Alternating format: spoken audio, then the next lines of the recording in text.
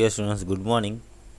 In last video, we saw about fundamental rights and fundamental duties. Today, we will discuss about directive principles of the state policy. The directive principles have been included in the constitution to guide socio-economic policies as well as India's foreign policies. The objectives of the directive principles of state policy is to guide the present and future center and the state governments in the policy making in the various policy related field. Implementation of this principle will lead to the socio and economic democracy in the country.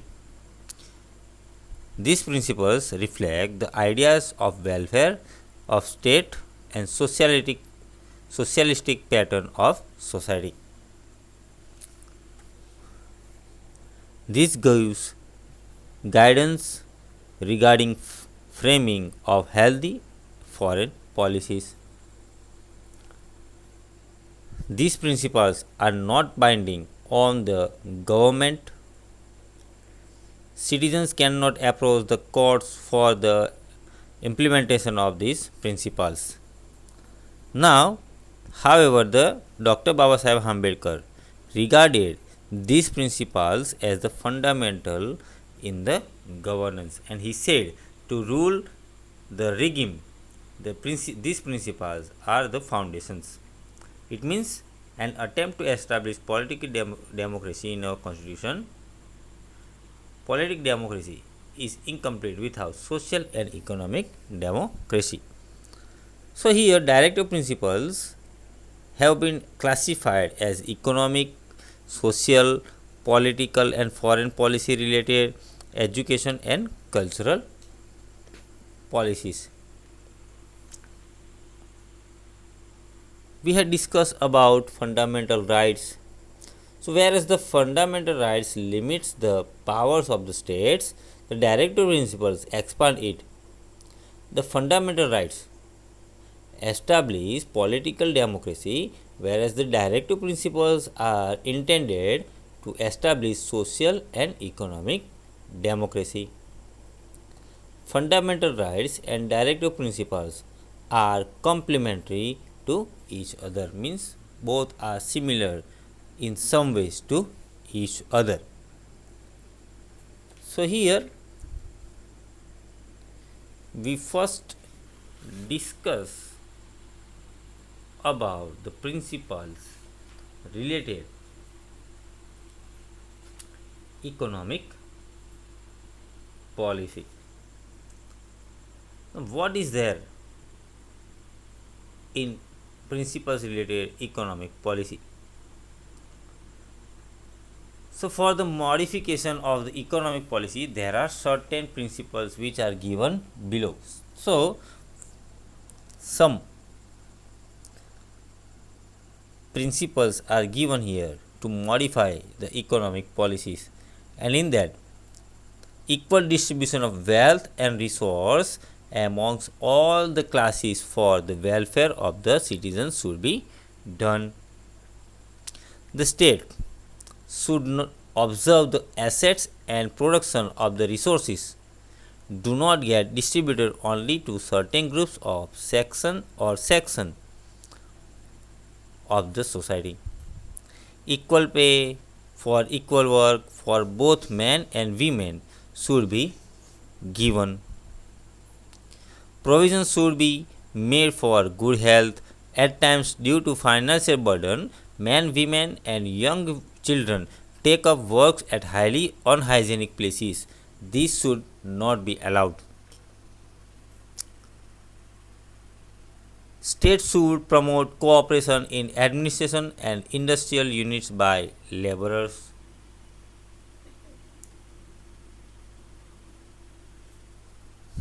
Directive principles should be developed by state for providing protection to children and youth against exploitation and against moral and material abandonment, for making them to live in a healthy and dignified environment.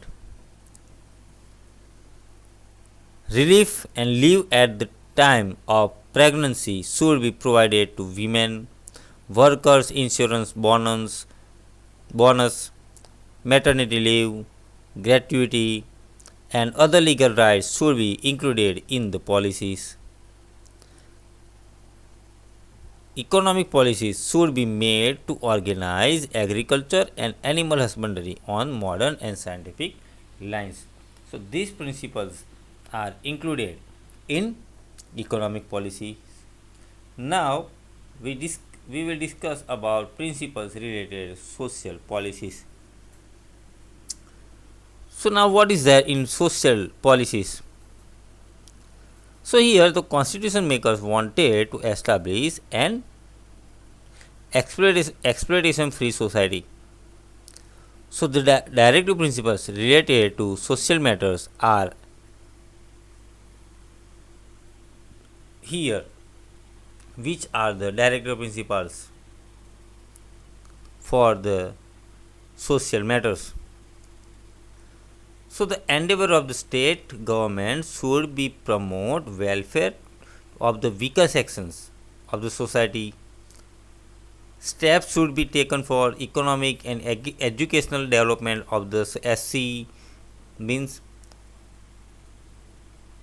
scheduled caste, the ST means scheduled tribes, and the OBC means other backward classes. Their exploitations in any form must be stopped without delay. There should be a uniform civil code for all citizens. Appropriate laws should be enacted regarding marriage, divorce, inheritance, adoptions, with a view to establish social justice.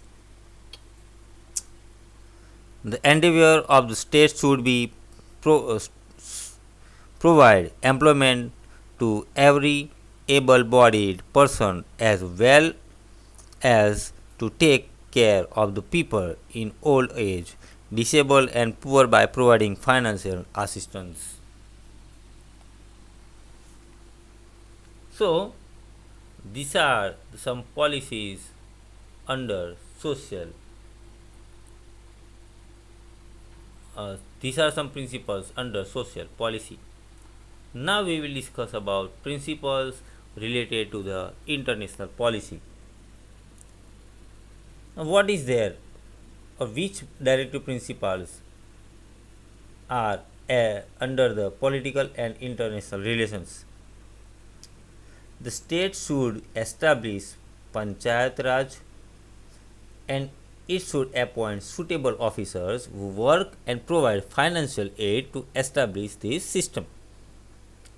The state should separate its services from corporate mindedness and it should have a liberal mindset so that appointed judges can be impartial, fearless, and courageous in rendering judgment.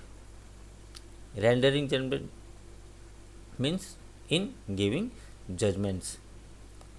The state should make attempts to maintain international peace, security, to establish fair relation between nations, and to increase respect in international law.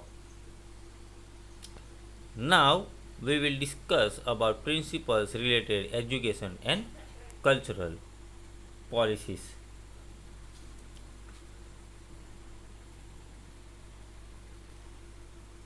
Now what is there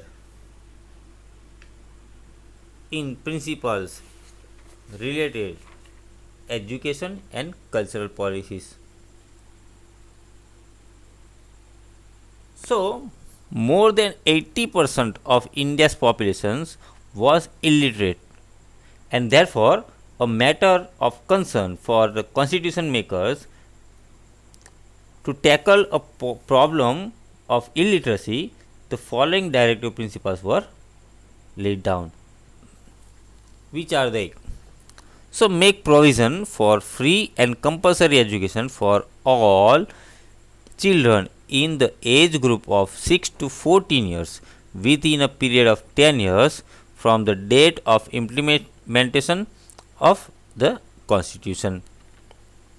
This provision was implemented in the year 2009 by including the right to education as a fundamental right. Prohibition in intoxicating and harmful substances just like drugs, liquors, etc. Steps should be taken for the protection of environments, forest, biodiversity and wildlife. To enact laws to ensure the safety of workers by laying down suitable conditions in workplace. India has a rich cultural heritage. The state government has been directed to preserve and protect the sites of cultural and historical heritage by enacting appropriate laws in this regard. Now we will discuss about principles related health policies. Now what is there in Directive principles related to the health policies? So raising to the standards of living and promoting health was an area of concern for the constitution makers. They have expressed their concern relating to the health of the people in the following directive principles. So they give public well-being and hygiene should be provided by making provisions for nutrition and health amenities to the people. To promote well-being of the industrial workers and their mental health.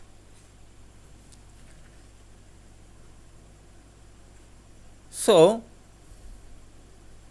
these are to preserve the environment with the latest amendment, thereby taking care of the forest and vegetation should be the policy of the state. So these are the directive principles under the health policies. So here we finish our chapter number 9. You have to write exercise of this chapter in your notebook. Thank you. Have a nice day. Take care.